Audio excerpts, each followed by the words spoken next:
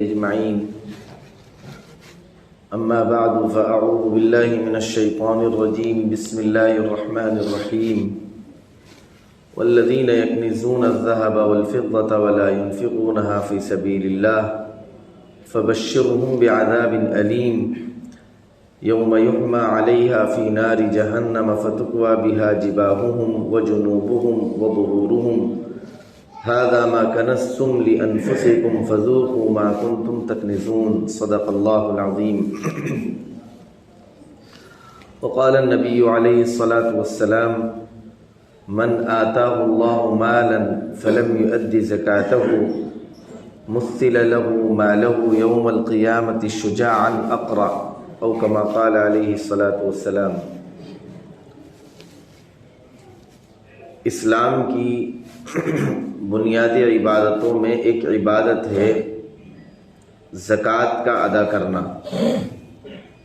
جن لوگوں کو اللہ رب العزت نے مالدار بنایا ہے، صاحب نصاب بنایا ہے،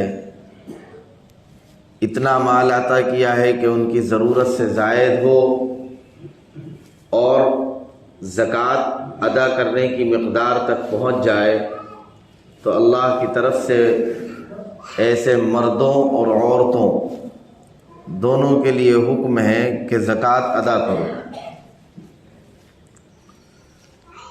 اللہ کی طرف سے زکوٰۃ ادا کرنے کے بہت سے فائدے دنیاوی بھی ہیں اور اخروی بھی ہیں۔ سب سے بنیادی چیز تو یہ ہے کہ یہ اللہ کا حکم ہے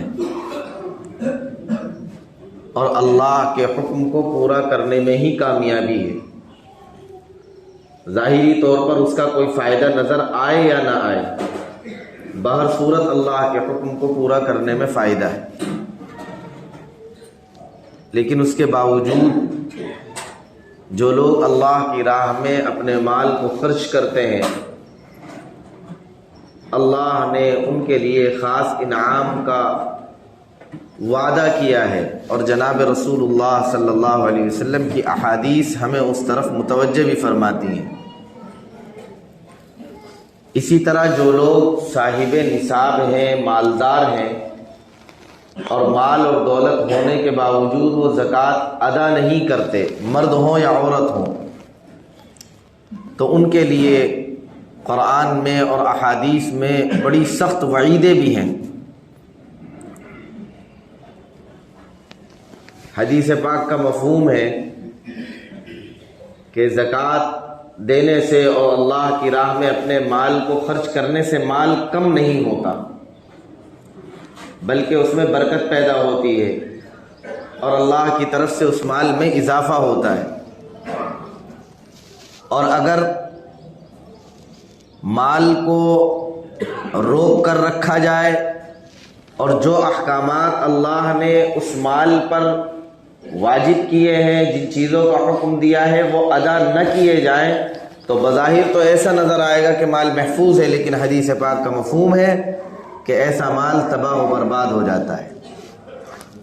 زکوٰۃ کا مال جس مال سے ملے گا اس مال کو کھا جائے گا، ختم کر دے گا۔ اللہ رب العزت نے قرآن کریم میں ایسے لوگوں پر کہ جو اپنے مال کی زکوٰۃ ادا نہیں کرتے سخت وعید نازل فرمائی ہے۔ اللہ فرماتے ہیں والذین یکنزون الذهب والفضة ولا ينفقونها في سبیل اللہ فبشرهم بعذاب علیم، کہ جو لوگ سونا اور چاندی چھپا کر اور جمع کر کے رکھتے ہیں، سونا اور چاندی سے مراد مال ہے، ایسا نہیں کہ صرف سونا اور چاندی، سونا ہو، چاندی ہو، جائیداد ہو، کیش ہو، وہ جمع کر کے رکھتے ہیں۔ وَلَا يُنْفِقُونَهَا فِي سَبِيلِ اللَّهِ، اور اللہ کی راہ میں اس مال کو خرچ نہیں کرتے۔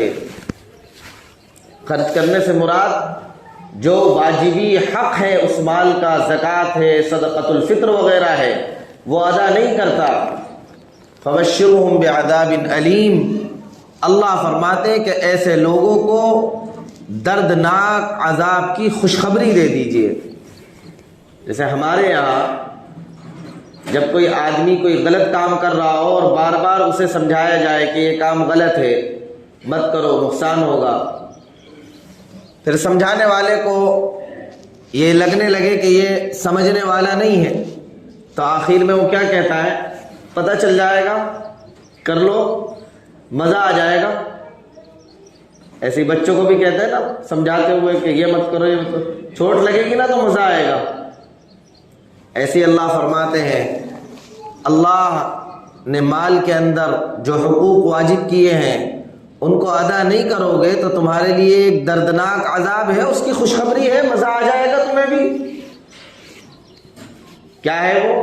اس کی بھی وضاحت اللہ نے فرما دی کہ وہ دردناک عذاب کیا ہے ایسے لوگوں کے لیے، ایسے مردوں اور عورتوں کے لیے کہ جو مال میں اللہ کے حقوق کو ادا نہیں کرتی۔ یوم یحما علیہا فی نار جہنم فتکوی بہا جباہہم وجنوبہم وظہورہم ھذا ما کنزتم لانفسکم فذوقوا ما کنتم تکنزون، کہ جو مال جمع کر کے رکھا ہے اور جس مال پر اللہ کے احکامات پورے نہیں کیے گئے، جو حکم دیا گیا اس حکم کو پورا نہیں کیا گیا، قیامت کے دن اس سارے مال کو جہنم کی آگ میں تپایا جائے گا۔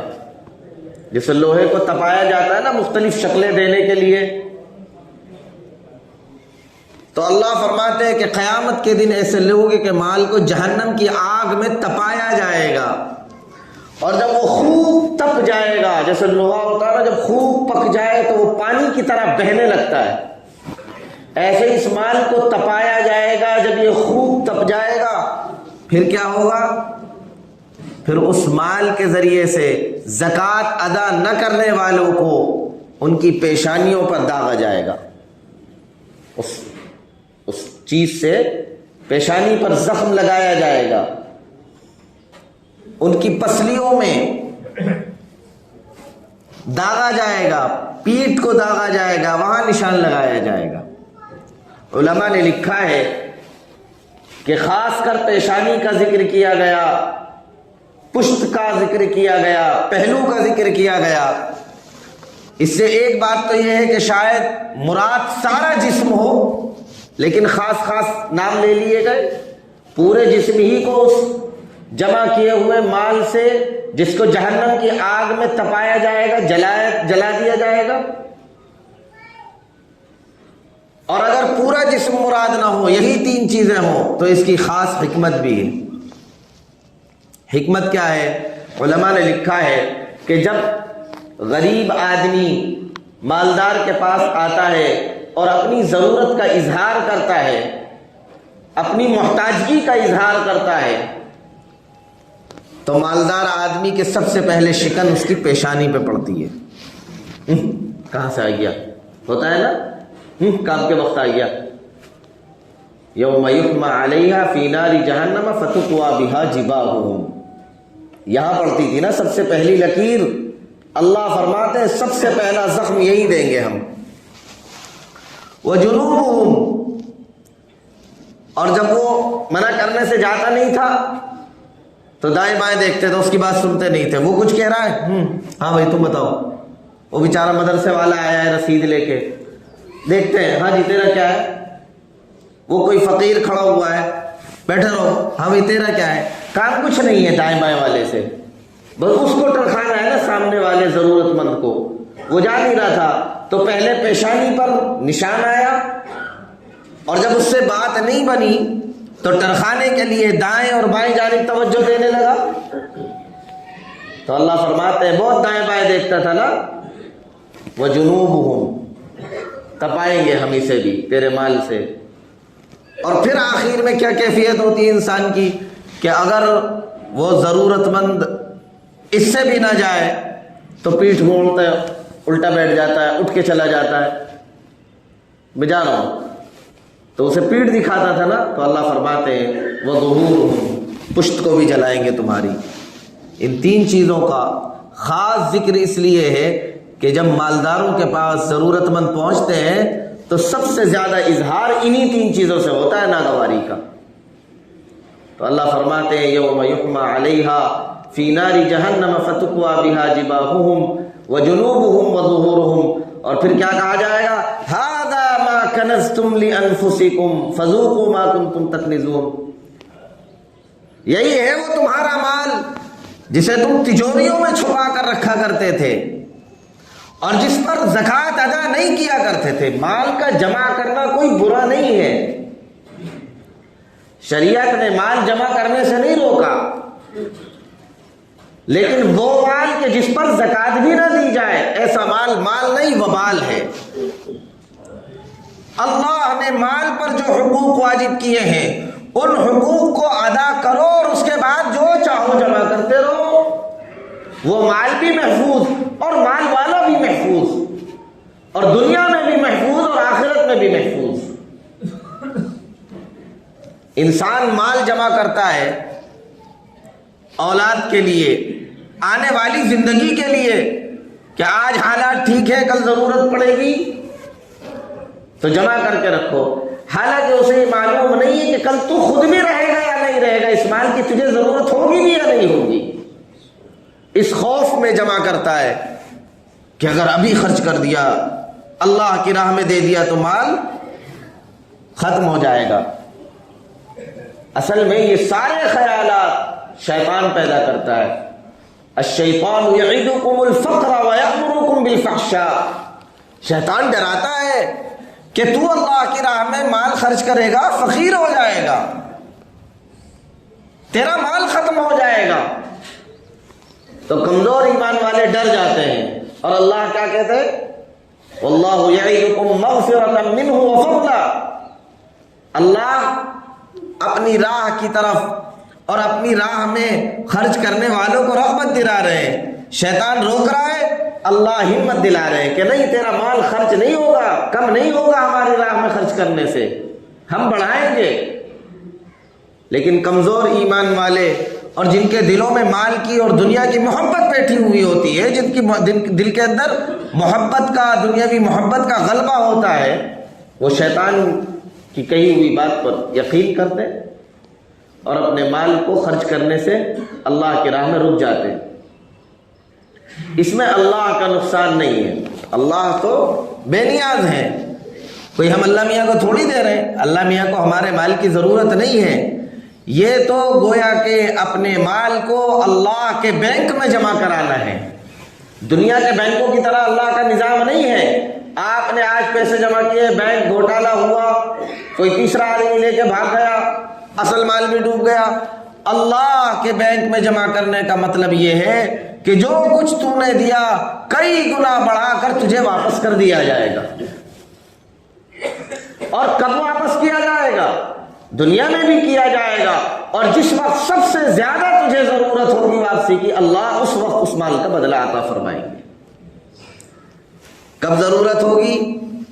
اس وقت ضرورت ہوگی جب یوم یفر المرء من اخیہ وامہ وابیہ وصاحبتہ وبنیہ لکل امرئ منہم یومئذ شأن یغنی، اولاد باپ کو نہیں پہچانے گی، والدین اولاد کو نہیں پہچانیں گے، بھائی بھائی سے منکر ہو جائے گا، بیوی شوہر کو نہیں پہچانے گی، شوہر بیوی کو نہیں پہچانے گا، سارے نفسی نفسی کے عالم میں ہوں گے، سب کو اپنی فکر ہوگی۔ اس دن اللہ تمہارے نیک اعمال کا بدلہ عطا فرمائیں گے کہ یہ مال تم نے ہماری راہ میں خرچ کیا تھا، آج کوئی تیرا ساتھ دینے والا نہیں، وہ تیری نیکیاں جو تم نے دنیا میں کی تھی آج وہ تیرا ساتھ دے گی، وہ مال جو تم نے اللہ کی راہ میں خرچ کیا تھا آج وہ تیرے ساتھ کھڑا ہونے والا ہے۔ میں کہہ رہا تھا نا کہ انسان اپنے لیے جمع کرتا ہے، حالانکہ اسے معلوم بھی نہیں ہوتا کہ یہ مال اس کے کتنے دن ساتھ رہنے والا ہے، یا تو مال چھوٹ جائے گا یا یہ دنیا چھوڑ دے گا۔ اور اگر بچ بھی گیا کہ جی اولاد کے کام آئے گا تو اولاد ہوتی ہے، جہاں آنکھ تمہاری بند ہوئی اولاد تدفین کی بھی فکر نہیں کرے گی، بلکہ بعض بے غیرتے تو اتنے بے غیرتے ہوتے ہیں کہ انہیں اپنے باپ کے جنازے میں بھی شریک ہونے کی فکر نہیں ہوتی۔ لیکن جہاں مال کا بٹوارا ہو تو دنیا کے دوسرے کونے سے نماز جنازہ کے لیے آنے کا ٹائم نہیں تھا، باپ کے آخری دیدار کے لیے آنے کا وقت نہیں تھا، میں بڑا مصروف ہوں، میرے باپ نے تو مجھے بڑا پڑھا کر انجینئر اور فلاں بنا دیا تھا، میں تو بڑا مصروف ہوں، میں آ نہیں سکتا، ابھی دین تو تھا نہیں، والدین کے حقوق کا علم نہیں تھا، تو اسے فکر نہیں تھی، میں نہیں آ سکتا، میں چھٹی نہیں کر سکتا، ابھی فرصت نہیں ہے۔ لیکن جب اسے معلوم ہوگا باپ کا مال بٹ رہا ہے تو گدھوں کی طرح دنیا کے ایک کونے سے دوسرے کونے تک پہنچ جائیں گے۔ تو ہم اور آپ جس اولاد کی فکر میں جائز اور ناجائز ہر طریقے سے مال جمع کر رہے ہیں، اور اگر جائز طریقے پر جمع کر رہے ہیں تو اس میں بھی حقوق اللہ کو ادا نہیں کر رہے، حقوق العباد کو ادا نہیں کر رہے، غریبوں اور بیواؤں کے ساتھ سہارا نہیں بن رہے۔ جہنمیوں میں قرآن کریم میں آتا ہے بعض جہنمیوں سے جنتی سوال کریں گے، ارے بھائی تم تو دنیا میں بڑے اچھے لوگ تھے، بڑے نامور لوگ تھے، بڑے مال اور دولت والے لوگ تھے، تم وہاں جہنم میں کیا کر رہے ہو بھائی، تم وہاں کیسے پہنچ گئے؟ تو وہ کہیں گے لم نکن نطعم المسکین، ویسے تو ہم بہت سارے گناہ کرتے تھے، بہت سارے گناہ تھے، لیکن خاص جہنمی جس گناہ کا ذکر کر رہا ہے وہ کیا ہے؟ لم نکن نطعم المسکین۔ ہاں بھائی ہمیں مال تو اللہ نے بہت دیا تھا، رتبہ بھی بڑا دیا تھا، پیسے بھی بہت تھے ہمارے پاس، ضرورت سے بہت زیادہ تھے، لیکن توفیق نہیں تھی کہ ہم غریبوں کے ساتھ سہارا بن جائے، بھوکوں کو کھلا دیں، ننگوں کو پہنا دیں، محتاجوں کی محتاجگی میں سہارا بن جائے، اور اپنے مال میں اللہ کے حقوق کو اور بندے کے حقوق کو پہچانے، اس کی فرصت کہاں تھی؟ جس کا نتیجہ یہ ہوا کہ آج ہم اس ٹھکانے پہ ہیں، لم نکن نطعم المسکین۔ تو یہ جو سارا مال اللہ نے دیا ہے، حدیث پاک میں آتا ہے کہ جب اللہ کسی کو مال دیتے ہیں نا، من آتاہ اللہ مالا، کہ جب اللہ کسی کو مال دے فلن یؤدی زکاتہ، اور وہ اس مال کی زکوٰۃ کو ادا نہ کرے، باوجود اس کے کہ وہ زکوٰۃ کا دینے کا اس کے اوپر حق ہے کہ وہ زکوٰۃ دے، اس پر زکوٰۃ فرض ہو چکی ہے، مرد ہو یا عورت ہو، فلن یؤدی زکاتہ، زکوٰۃ نہیں دے رہا، پھر کیا ہوگا؟ مثل له مالہ یوم القیامت شجاعا اقرا، اللہ تعالیٰ اس کے مال کو جس پر زکوٰۃ نہیں دی گئی ہے قیامت کے دن ایک بہت ہولناک اور انتہائی سیاہ اور زہریلا سانپ بنا دیں گے۔ جب یہ مرے گا نا تو اللہ اس کے اس مال کو کہ جس پر اس نے زکوٰۃ نہیں دی تھی کیا کہیں گے؟ مثل له شجاعا اقرا، مثل له مالہ شجاعا اقرا، اس کے مال کو ایک بڑا خطرناک اژدہا بنا دیں گے، اور وہ اژدہا اس کو اس وقت تک ڈستا رہے گا اس کے مرنے کے بعد سے کہ جب تک جنتیوں کو جنت میں اور جہنمیوں کو جہنم میں نہ داخل کر دیا جائے، اس وقت تک موت سے لے کر۔ اور بعض روایات میں تو آتا ہے نا کہ اس دن کی مقدار 50,000 سال کے برابر ہوگی، ایک دن کی مقدار، اندازہ کیجئے ایک دن کی مقدار کتنی ہوگی؟ 50,000 سال کے برابر ہوگی۔ اللہ ہماری حفاظت فرمائے۔ تو جب اللہ نے مال دیا ہو تو اس کے حقوق بھی ہمیں پہچاننے چاہیے، زکوٰۃ ادا کرے جو فرض ہے، صدقۃ الفطر ادا کرے جو واجب ہے، پھر مال جمع کرے۔ اللہ نے جمع کرنے سے نہیں روکا، اللہ نے غلط طریقے پر جمع کرنے سے روکا۔ جس طرح کمانے سے منع نہیں کیا شریعت نے، لیکن غلط کمانے سے منع کیا، حرام کمائی سے منع کرا، کماؤ حلال جتنا کما سکتے ہو کماؤ، حرام مت کماؤ، ایسے جمع کرو جتنا جمع کر سکتے ہو، لیکن اس مال پر جو حقوق اللہ نے واجب کر دیے ان کو ادا کرنے کے بعد جمع کرو۔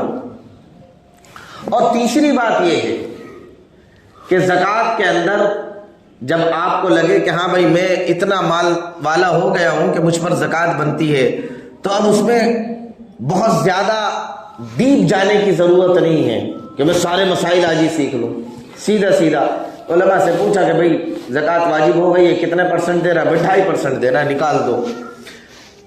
یہودیوں کی طرح مت ہو کہ اللہ نے ان سے کہا کہ بھائی وہ ایک جانور ذبح کرنا ہے،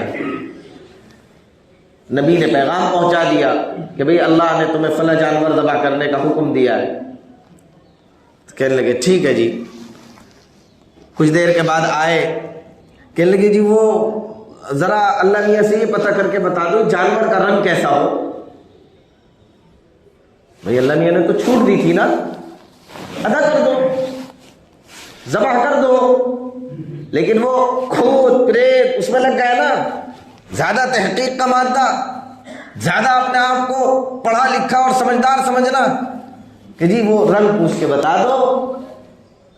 اچھا کوئی سا بھی کر دیتے، آسانی تھی، لیکن اب خود سختی کی نا تو اللہ نے رنگ بھی ایسا بتایا جس کا ملنا بھی فاقع لونھا تسر الناظرین، ایسا رنگ بتایا تلاش کرتے رہو کہ جی ٹھیک ہے۔ اچھا عمر کتنی ہونی چاہیے اس کی؟ اللہ میاں نے تو عمر کی قید نہیں لگائی تھی، پوچھ لو ایسا نہ ہو نا کہ بعد میں یہ ہو کہ آپ کہنے لگو جی اتنی عمر بلا بھائی۔ اب وہ بھی اپنی طرف سے اچھا یہ پوچھ لو، ایک سوال اور ہے، کیا ہے بھائی؟ وہ کھیتی میں کام کیا ہوا ہونا چاہیے یا نہیں ہونا چاہیے؟ اپنی طرف سے سختیاں۔ تو اللہ میاں نے کہا جب تم خود ہی چاہ رہے ہو تو لو، تو سختیوں میں پڑنے کی ضرورت نہیں ہے، یہود و نصارہ کی طرح زیادہ سوال کی ضرورت نہیں ہے۔ اللہ نے مال دیا، زکوٰۃ واجب ہو گئی، نکال دو۔ مردوں پر بھی واجب ہوتی ہے، اور عورت مالدار ہو جائے عورتوں پر بھی۔ ہمارے یہاں عورتیں سمجھتی ہیں کہ سارا کام، سارا دین کا ٹھیکہ مردوں کے اوپر، جنت دونوں لیں گے، جنت دونوں کی ہے، کام ذمہ داری ساری مردوں کی، ہمیں کچھ نہیں کرنا، ہمیں تو بس روٹی بنانی ہے، بوٹی گلانی ہے اور نوالا دے دینا ہے، باقی سارا دین تو مردوں کے لیے۔ جنت ہماری ہے، جنت آدھی آدھی، جنت آدھی آدھی، کام کچھ نہیں کروں گی۔ زکوٰۃ جس طرح مردوں پر مالدار ہونے کے بعد ضروری ہے، ایسی عورتوں پر بھی ہے۔ ایک عورت جناب رسول اللہ صلی اللہ علیہ وسلم کے پاس آئی، انہوں نے سونے کے کنگن پہن رکھے تھے۔ اللہ کے نبی علیہ الصلوۃ والسلام نے ان سے دریافت کیا کہ اس کی زکوٰۃ دیتی ہو؟ کہ جی نہیں زکوٰۃ تو نہیں دی۔ تو اللہ کے نبی علیہ الصلوۃ والسلام نے فرمایا کیا تم یہ چاہتی ہو کہ قیامت کے دن یہ تمہارے لیے وبال بن جائے؟ کہ نہیں یہ تو نہیں چاہتی ہے۔ تو جب نہیں چاہتی ہو تو سونے کی زکوٰۃ دو، زیور دو۔ اچھا اس میں مردوں کی بھی کمزوری ہے، مردیں ان کی ڈیمانڈ تو پوری کرتے ہیں، اجی یہ دلا دو وہ دلا دو، دلا دو، یہ دلا دیا وہ دلا دیا، انگوٹھی دلا دی فلاں۔ زکوٰۃ کا وقت آیا، جی میری چلتی نہیں، میں کیا کروں؟ اب جب تیری چلتی نہیں تو جس وقت وہ ڈیمانڈ کرے دلانا چھوڑ دے کہ جی میری چلتی نہیں۔ جب تو اپنے مال پر اللہ کے حقوق نہیں ادا کرنا جانتی، میں سمجھاتا ہوں کہ تیرے زیورات پر زکوٰۃ واجب ہے، تو نہیں دیتی، تو میں مزید تجھے دلا کر اور وبال جان اپنے لیے کیوں کھڑا کروں؟ جب دینے کا وقت آئے تو جی میری چلتی نہیں، اور جب دلانے کا وقت آئے تو ہاں جی بیگم دیا، کمی ہے، کہتے جی ہماری چلتی نہیں، مردوں کی نہیں چلتی۔ آپ انہیں دین سمجھاؤ گے تب نہ چلے گی، اور آپ زبردستی کرو، دین کو دین کے طریقے پر ان کے سامنے پیش تو کرو، انہیں معلوم تو ہو کہ ان کا حق کیا ہے، انہیں معلوم تو ہو کہ اللہ نے اور اللہ کے نبی نے ان سے بھی کچھ مطالبات کیے ہیں۔ شریعت مردوں کے لیے نہیں ہے تنہا، شریعت تو مرد اور عورت دونوں کے لیے ہے، مرد کے لیے بھی ہے عورتوں کے لیے بھی ہے۔ تو زکوٰۃ جس طرح مردوں پر واجب ہے ایسی عورتوں پر بھی واجب ہے، اور یہ ذمہ داری مردوں کے اوپر ہے کہ وہ اپنی زکوٰۃ کا بھی اہتمام کریں نکالنے کا، اور اپنے ساتھ ساتھ اپنے گھر والوں کو بتلائیں مستورات کو کہ تم پر بھی اتنی زکوٰۃ بنتی ہے، یہ ادا کرو، اور ادا نہ کریں تو قرآن اور حدیث میں جو وعیدیں ہیں وہ وعیدیں انہیں سنائیں، پھر بھی نہ مانے تو آگے سے ان کی فرمائشیں پوری کرنا بند کر دو، ختم کہانی، پھر خود بخود سیدھے چلنے لگیں گی کہ 2.5% کے چکر میں 100% کا نقصان کون کرے گا بھائی؟ 2.5% کے چکر میں 100% کا نقصان تو یہ تو کوئی عقل مند کرے گا نہیں۔ تو اگر ہم اور آپ چاہیں تو اللہ کے جو حقوق ہماری طرف متوجہ ہیں وہ بھی ادا ہو سکتے ہیں، اور جو ہمارے ماتحتوں پر ہیں ہم وہ بھی ادا کرا سکتے ہیں، کرانے والے بنیں۔ اس لیے آپ تمام حضرات سے درخواست ہے، کیونکہ ہمارے ہاں عام طور پر رواج ہے نا کہ زکوٰۃ رمضان میں نکالی جاتی ہے، تو اس لیے آج کا یہ موضوع منتخب کیا گیا. تو اس لیے زکوٰۃ کو نکالے بھی، اور یہ نہیں کہ اندازے سے نکال دیا، اندازے سے زکوٰۃ ادا نہیں ہوتی. کہتے ہیں جی وقت نہیں ملتا، سارے کام کے لیے وقت ہے، شادی بیاہ کے لیے وقت ہے، بس اللہ ہی کے کام کے لیے وقت نہیں ملتا. تو اس لیے محض اندازے سے زکوٰۃ نکالنا یہ زکوٰۃ کی ادائیگی کے لیے کافی نہیں ہے. اپنی استطاعت کے بقدر جتنا ہو سکے کل مال کا جائزہ لو، پھر اس پر 2.5% زکوٰۃ نکالو. اللہ رب العزت ہمیں اور آپ کو تمام حقوق کی ادائیگی کرنے